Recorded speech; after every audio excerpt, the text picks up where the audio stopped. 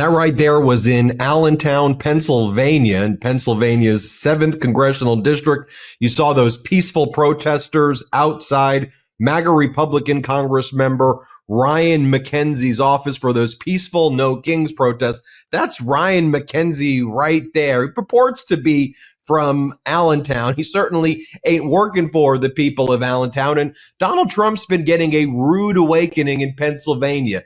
Made lots of promises, and he's kept about 0 of them. And he's made life worse for everybody. You just want a data point, just as an example. Ben, give me the specifics. Okay, let's talk about that Congress member, Ryan McKenzie, for example.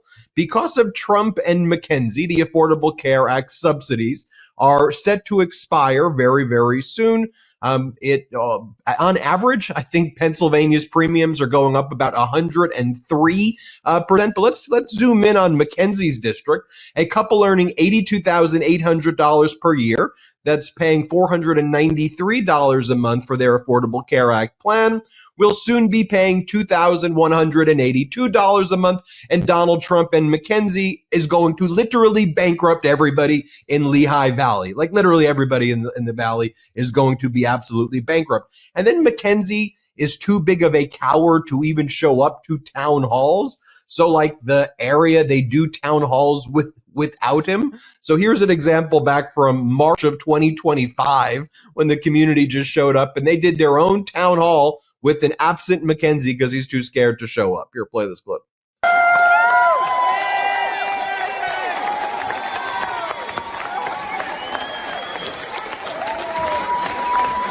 Yeah, but you see, for MAGA Republican Congress member Ryan McKenzie, he acknowledged this past week that, yes, Trump tariffs have been disruptive to businesses. They're crushing the farmers. But you know what? Businesses have to deal with it. We'll deal with it, he says. Here, play this clip. Right now has been given to the executive. Most executives haven't exercised it for a long time. So we are going through a shift and a change. But the change in rates was very disruptive to a lot of businesses. I've heard it many times over from businesses right here in our local community that are dealing with tariffs. Whatever the number is, they're going to deal with it and they're going to adjust their business. Whatever it is, they're going to deal with it. That was I recall that was Donald Trump's slogan, right? In McKenzie, Donald Trump 2025, deal with it. We'll make you suffer a little bit.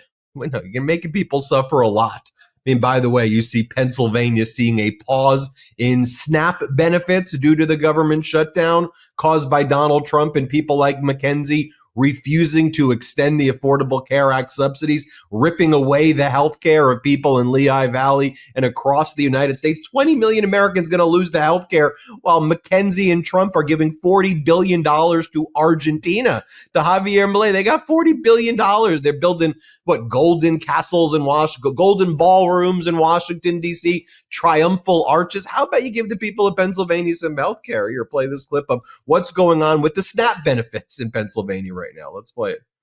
SNAP benefits for nearly 2 million Pennsylvanians are now frozen due to the ongoing government shutdown.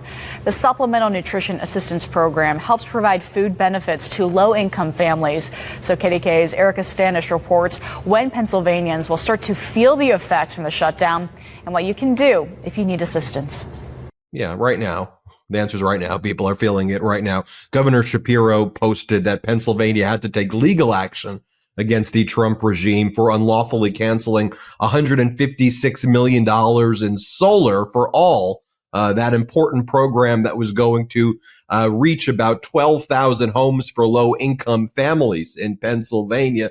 Donald Trump just says he doesn't like wind, he doesn't like solar, he doesn't really like anything that actually helps people. So there you have it. It seems obvious why Donald Trump is now deeply underwater in Pennsylvania, why Pennsylvania now is against Trump by significant amounts, and why somebody like McKenzie's congressional seat is very vulnerable. So why don't I introduce you all to the Democratic candidate running against McKenzie in Lehigh Valley? That's Pennsylvania's 7th Congressional District. His name is Bob Brooks. Just giving you a little bit of background on Bob Brooks. Bob was a firefighter, 20 years. You led the firefighter union right there out in Pennsylvania, president of the Pennsylvania Professional Firefighters Association, small business owner as well. Bob, think you could win this race? You know, on the one hand, I see you, union guy, 30 years there. On the other hand, flash that photo one more time, Salty, of McKenzie. Let's take a look at this guy. All right. You think you could beat this guy, Bob? I don't plan on beating him. I plan on crushing him. I don't even think it's going to be close, to be honest with you. I think this guy has seen his light, his day. He's come from college, gone to the legislature in Harrisburg and straight to Congress. And I think people are done with him.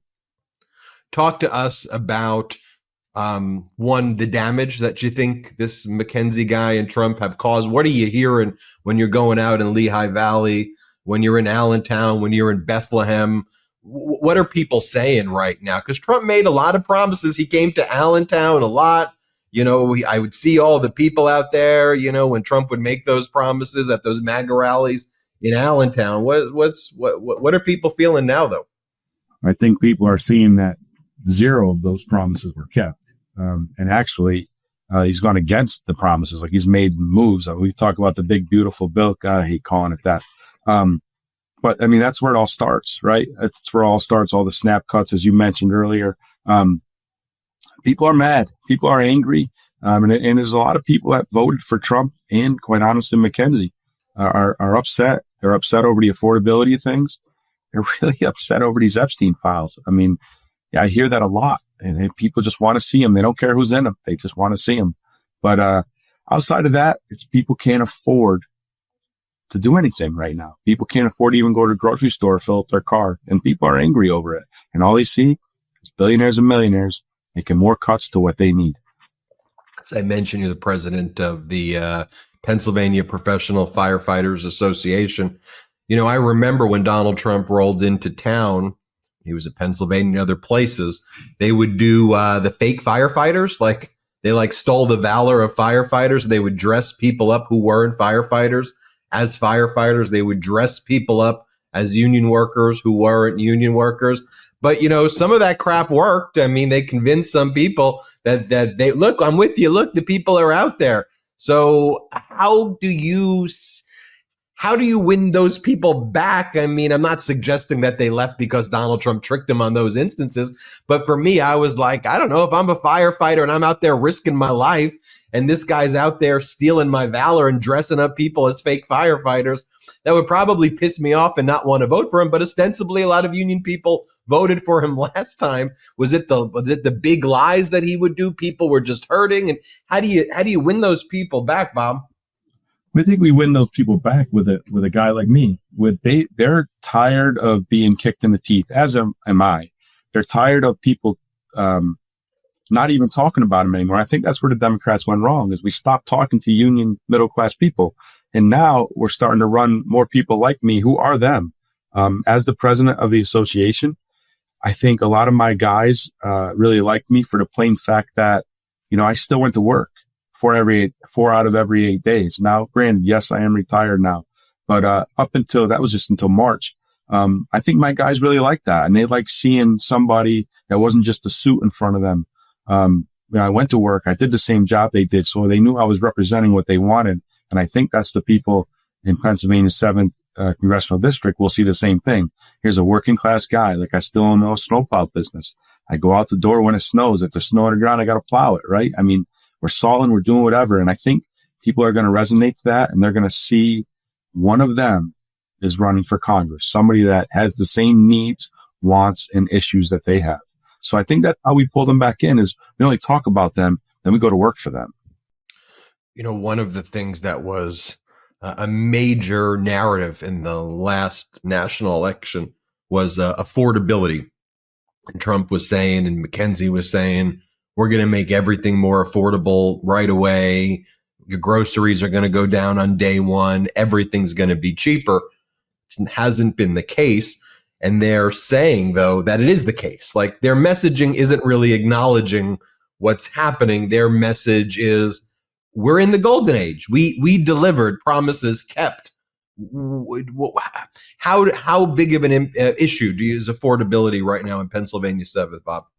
Well, it's a huge issue. I mean, just if I could, along the lines of in the fire world, when I first got hired 20 years ago or started volunteering before that, a fire truck, a ladder truck costs about $750,000. They're climbing over $2 million, and they got a wait line of almost 3 to 5 years to just get one. So it's becoming a problem. Affordability is a problem, and it's all, big business, big capitalists. They're pulling everything together and creating monopolies. An engine back then was about 300,000. They're climbing over $1 million. So, I mean, you can see it in all avenues. It is a very major deal here in Pennsylvania. I think Governor Shapiro does a good job of telling the real story while the lies are being told on the other side. And I think the people are starting to see it finally. They're starting to see, hey, I was lied to over there. The Republicans have lied about this, and they're continuing to lie. But why wouldn't they? It worked for them, right? It got them elected. So if they think if they just keep telling people, then eventually people believe the lie. But I don't think it's the case this time. I think people are seeing through the bullshit.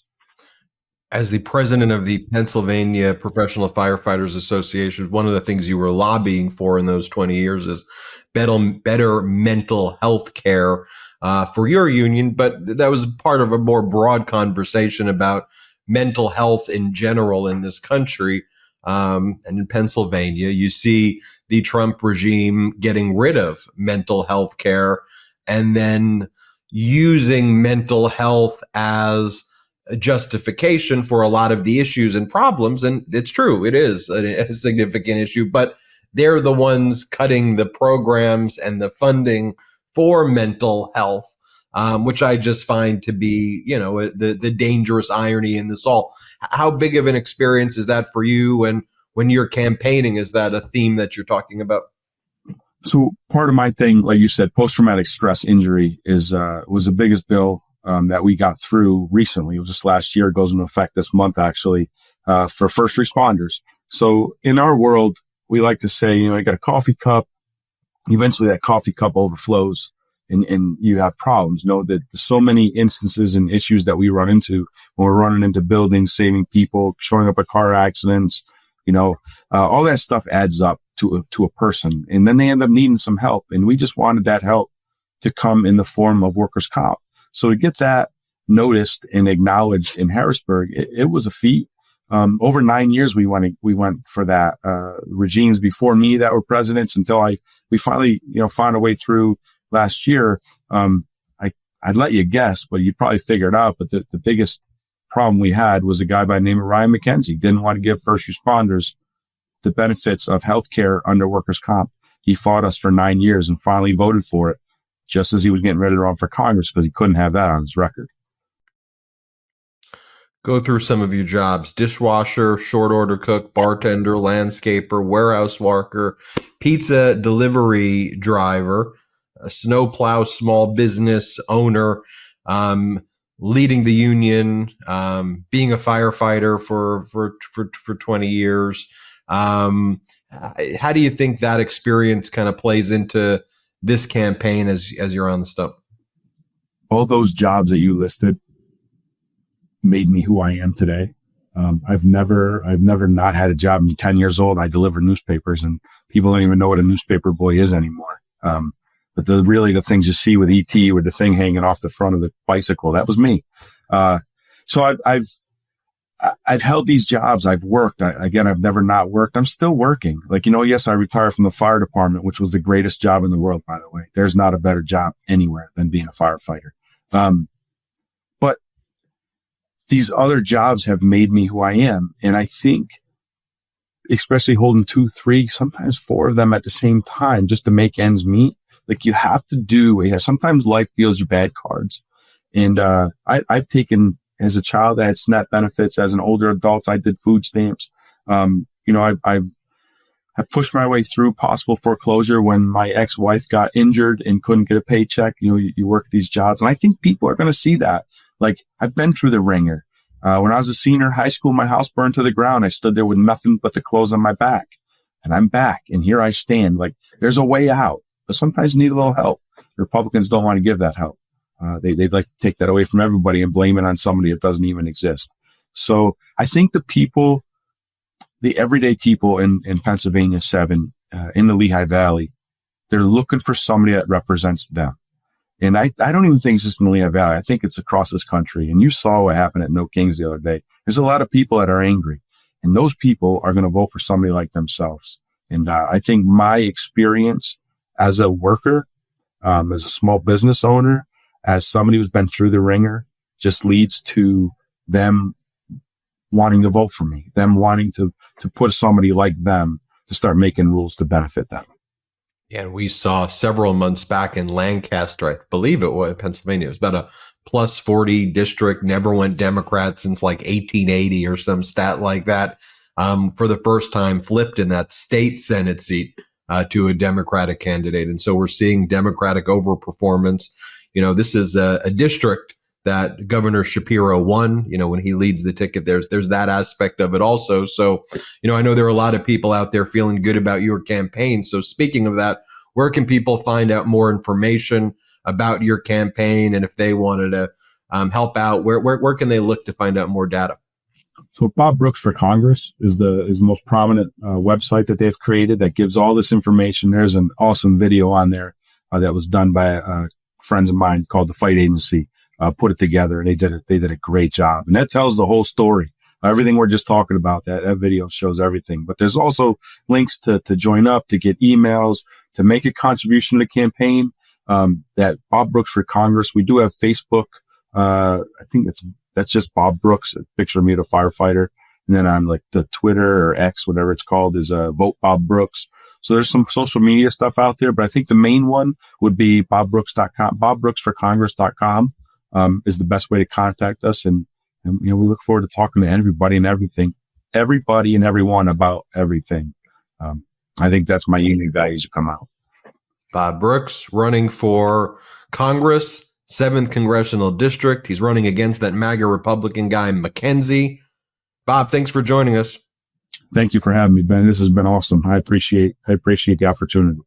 Thanks for coming on. We're big supporters of unions here, big supporters of workers here, and love to see people representative of their communities who are actually running for office for a change. It's good to see.